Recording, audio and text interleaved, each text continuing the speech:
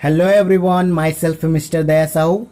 आज मैं reflection of light का सेकंड पार्ट लाया हूं आप लोगों के लिए, जिसमें हम लोग कुछ परिभाषाओं को सीखेंगे। चलिए, तो देखिए, मैं एक अवतल दर्पण बनाया हूं। अवतल दर्पण इस प्रकार से जो बीच से दबा हुआ रहता है, यह अवतल दर्पण होता है। और जहां पर सबसे ज़्यादा दबा हुआ रहता है, जहां पर जो दर्पण है सबसे ज़्यादा दबा हुआ रहता है, वो कहलाता है ध्रुव। मतलब दर्पण का सबसे ज़्यादा दबा हुआ भाग या सबसे ज़्यादा उभरा हुआ भाग क्या कहलाता है? ध्रुव कहलाता है। चलिए, क्लियर है? ध्रुव का परिभाषा क्लियर है? चलिए, अब द्वारक है। देखिए, दर्पण के अंतिम बिंदु, दोनों तरफ से दर्पण का अंतिम बिंदु को मिलाने वाला एक रेखा या एक लाइन, यही कहलाता है द्वारक। यहाँ x और y क्या है? द्वारक है। द्वारक को इस प्रकार से भी समझ सकते हैं। द्वारक क्या होता है? जैसे x और y, x और y क्या है? द्वारक है। तो यहाँ से प्रकाश आपतित हो सकता है। ये पूरा द्वार है, दरवाजा है प्रकाश आपतित होने के लिए। क्लियर है सबको? अब देखिए, ये जो अवतल दर्पण है, ये किसी न किसी गोले का क्या है? भाग है, एक वक्र है। तो जाहिर सी बात है, गोले का एक केंद्र होगा। गोले का एक केंद्र होगा और इसी केंद्र को वक्रता केंद्र C कहते हैं। वक्रता केंद्र C कहते हैं। तथा वक्रता केंद्र C और P ध्रुव के बीच की दूरी को वक्रता त्रिज्या कहते हैं। क्लियर है? चार परिभाषा क्लियर है? चलिए, चार परिभाषा क्लियर है सबको? ये परिभाषा लिखा हूं, आप लोग देख लेना, स्क्रीनशॉट करके देख लेना। ध्रुव का है, वक्रता केंद्र का है, वक्रता त्रिज्या का है। अब है, देखिए, मुख्य अक्ष है, पांचवा जो है मुख्य अक्ष। तो देखिए, ध्रुव और वक्रता केंद्र, ये ध्रुव है और वक्रता केंद्र है। चाहे उत्तल लेंस दर्पण रहे या अवतल दर्पण रहे, ध्रुव और वक्रता केंद्र को मिलाने वाली रेखा ही मुख्य अक्ष कहलाती है। क्लियर है? अब मुख्य फोकस, चाहे वो उत्तल दर्पण में हो या अवतल दर्पण में हो, सेम बनेगा। देखिए, जब भी कोई किरण मुख्य अक्ष के समांतर आपतित होती है, तो परावर्तन के पश्चात जिस भी बिंदु से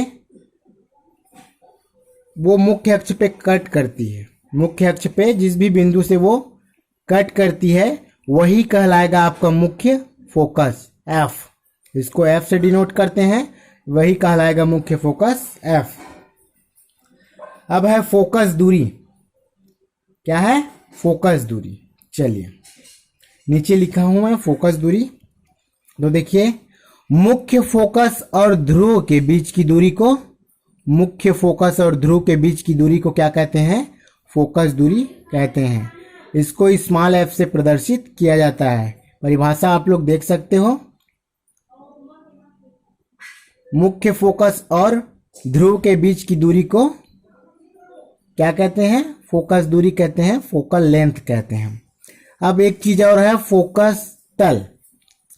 तो फोकस तल जो होगा, देखिए, मुख्य अक्ष पर फोकस बिंदु से, मुख्य फोकस बिंदु से डाला गया लंब क्या कहलाएगा? फोकस तल कहलाएगा। फोकस तल, ये रेड लाइन से मैं ये इसको शो किया हूं। क्लियर है सबको? चलिए, क्लियर नहीं होगा तो वीडियो को और वॉच करके देख लेना, रिपीट करके देख लेना। चलिए, आगे बढ़ते हैं फिर हम लोग। चलिए, गोली दर्पणों द्वारा प्रतिबिंब कैसे बनता है, इसको सीखेंगे हम लोग। एक तरह से ये नियम है, रूल्स है, इसी को फॉलो करेंगे तभी हम लोग इमेज प्राप्त कर सकते हैं। फर्स्ट है, देखिए, जब भी कोई किरण मुख्य अक्ष के समांतर आपतित हो, जब भी कोई किरण मुख्य अक्ष के समांतर आपतित होता है, तो वह परावर्तन के पश्चात मुख्य अक्ष के जिस भी बिंदु पर वो कट करती है, तो वो कहलाएगा आपका मुख्य फोकस।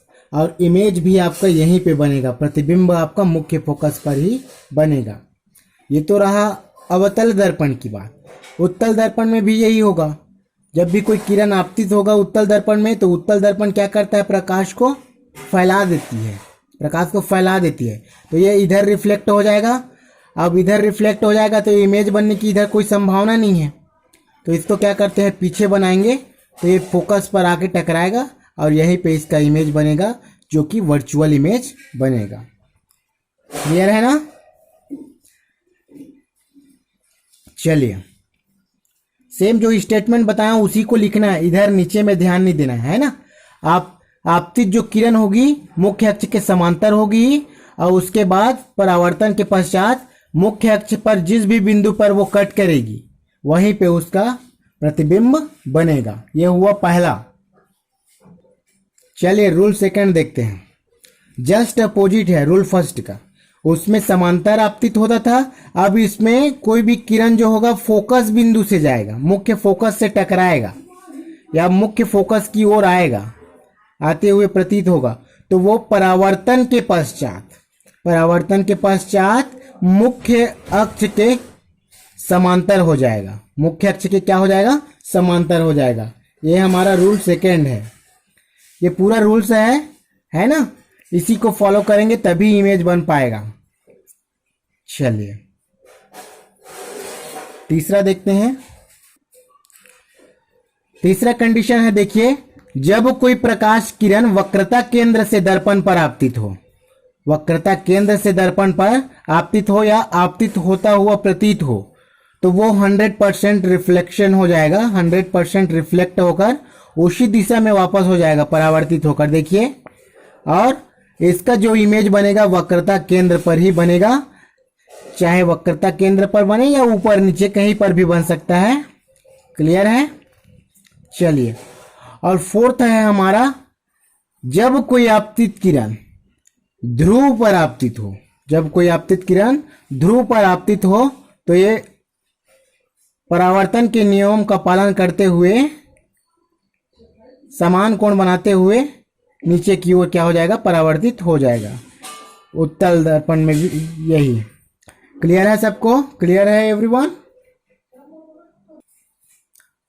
चलिए एवरीवन, मोस्ट आईएमपी टॉपिक है अवतल दर्पण द्वारा प्रतिबिंब का निर्माण। इसको अगर आप लोग पकड़ लिए अच्छे से तो फिर उत्तल लेंस की तो बात ही अलग है, यूं ही बना लोगे आप लोग।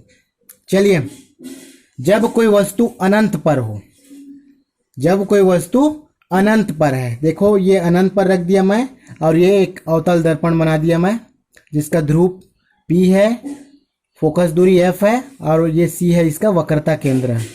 चलिए, तो A भी एक वस्तु है, अनंत पर स्थित है। अब इस पर प्रतिबिंब प्राप्त करने के लिए कम से कम हमें 2 किरणों की आवश्यकता होगी।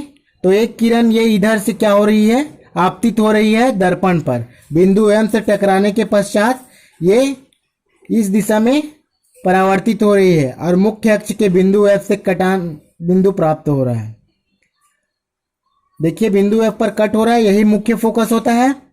अब देखिए, एक किरण तो ये हो गया, अब दूसरा किरण इसके जो वस्तु है उसके नीचे से पोल पर आपतित होगा, और बताया हूं पोल पर जब कोई भी इंसिडेंस होगा रे, तो वो रिफ्लेक्शन के दौरान उसी दिशा में वापस चले जाएगा। 100% रिफ्लेक्शन होता है यहाँ पे भी, एक तो वक्रता केंद्र पर 100% रिफ्लेक्शन होता है और पोल पर 100% रिफ्लेक्शन होता है। यदि पोल पर डायरेक्ट लंबवत जो हो लाइट इंसिडेंस होता है आपकी कंडीशन में, तो देखिए ये हो गया F, यहीं पे इसका इमेज बनेगा फोकस पर, क्योंकि कटान बिंदु हमें मुख्य अक्ष के F पर ही प्राप्त हो रहा है। तो देखिए, जब कोई वस्तु अनंत पर हो तो उसका प्रतिबिंब बहुत छोटा, वास्तविक व उल्टा तथा मुख्य फोकस पर बनता है। यहीं पे बनेगा, वास्तविक भी होगा उल्टा भी होगा, क्योंकि वास्तविक है इधर बन रहा है दर्पण के बाईं ओर। क्लियर है? चलिए सेकंड देखते हैं। 6 प्रकार से इसमें पढ़ेंगे, 6 प्रकार से प्रतिबिंब का बनना पढ़ेंगे। अब देखिए दूसरा कंडीशन, अनंत से हम लोग सीमित क्षेत्र में ले आए, अनंत और वक्रता केंद्र के बीच में। अब वस्तु अनंत और वक्रता केंद्र के बीच में आ गई है। अब इस पर भी वही किरण आपतित करेंगे हम लोग। तो ये समांतर किरण आपतित हो रहा है बिंदु M से टकराने के पश्चात। जब किरण समांतर आपतित होता है तो जाहिर सी बात है वह फोकस बिंदु से ही टकराते हुए जाता है। अब हो गया ये। अब इसके हम लोग नीचे से भी देंगे तो फोकस पे भी कटान होगा, कटान होगा फोकस में, तो इमेज यही बनेगा क्या? नहीं बनेगा, है ना। और किरण यहां से आ सकता है, ध्यान दीजिएगा, वक्रता केंद्र से होते हुए भी, क्योंकि सीमित क्षेत्र में आ गया है, मतलब अब वक्रता केंद्र से देना है हमें। ध्रुव का तो अता पता नहीं है, इधर से हम लोग नहीं दे सकते। तो वक्रता केंद्र से होते हुए एक किरण और इंसिडेंस हो रहा है, और वक्रता केंद्र से जैसे ही इंसिडेंस होता है कोई किरण तो उसी दिशा में वो रिफ्लेक्ट भी हो जाता है। तो देखिए कटान बिंदु हमें यहाँ पे प्राप्त हो रहा है, दोनों किरणों का कटान बिंदु यहाँ पे प्राप्त हो रहा है। तो यहीं पे क्या बनेगा? इमेज बनेगा, वास्तविक और उल्टा। देखिए इमेज उल्टा हो गया, ए डैश और बी डैश, वास्तविक और उल्टा, और जो हमारा वस्तु है उससे छोटा बन रहा है, क्लियर है। और कहाँ बन रहा है? सी और एफ के बीच में। ये दूसरा कंडीशन है, अच्छे से करना है इसको भी। चलिए तीसरा स्थिति क्या है? अब वस्तु को हम लोग वक्रता अनंत और वक्रता केंद्र के बीच में था, अब उसको हम लोग ले आते हैं वक्रता केंद्र पर ही ले आते हैं। अब वस्तु वक्रता केंद्र पर आ गया है तो इसके सिरे ए से लाइट इंसिडेंस होगा, और लाइट इंसिडेंस होता है तो वो फोकस से होते हुए गुजर जाता है। और वैसे ही बिंदु ए से फिर वक्रता फोकस दूरी से होते हुए हम लोग और लाइट इंसिडेंस कराएंगे, जो जाएगा हमारा बिंदु N पे टकराएगी, फिर इस दिशा में वापस आ जाएगी, क्योंकि फोकस से गुजरता है कोई लाइट तो परावर्तन के पश्चात मुख्य अक्ष के समांतर हो जाता है। तो देखिए दोनों में कटान बिंदु कहां पे प्राप्त हो रहा है? यहां पे प्राप्त हो रहा है।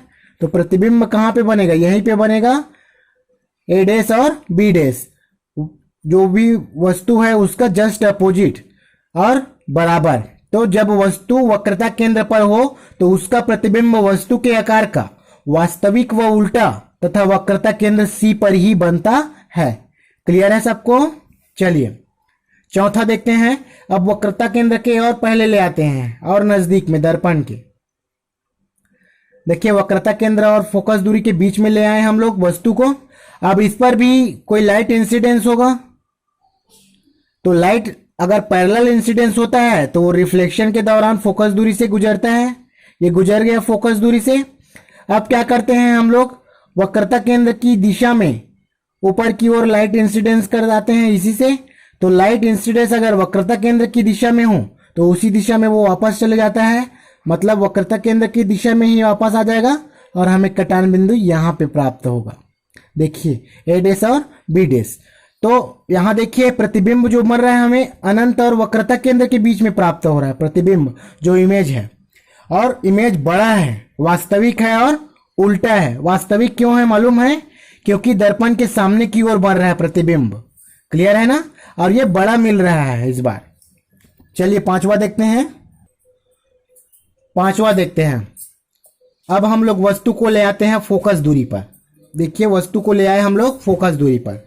अब फोकस दूरी बिंदु ए से, एक चीज आप लोग स्मरण में रखना कि हमेशा बिंदु ए से जो ऊपर में रहेगा शीर्ष से पैरेलल ही लाइट इंसिडेंस कराना है, और वो लाइट इंसिडेंस होने के दौरान रिफ्लेक्शन के थ्रू फोकस पर कट करेगी प्रिंसिपल एक्सिस में, और एक इंसिडेंस भेज देते हैं ऊपर की ओर वक्रता केंद्र की दिशा में, तो वापस आते हुए इधर आ जाएगी।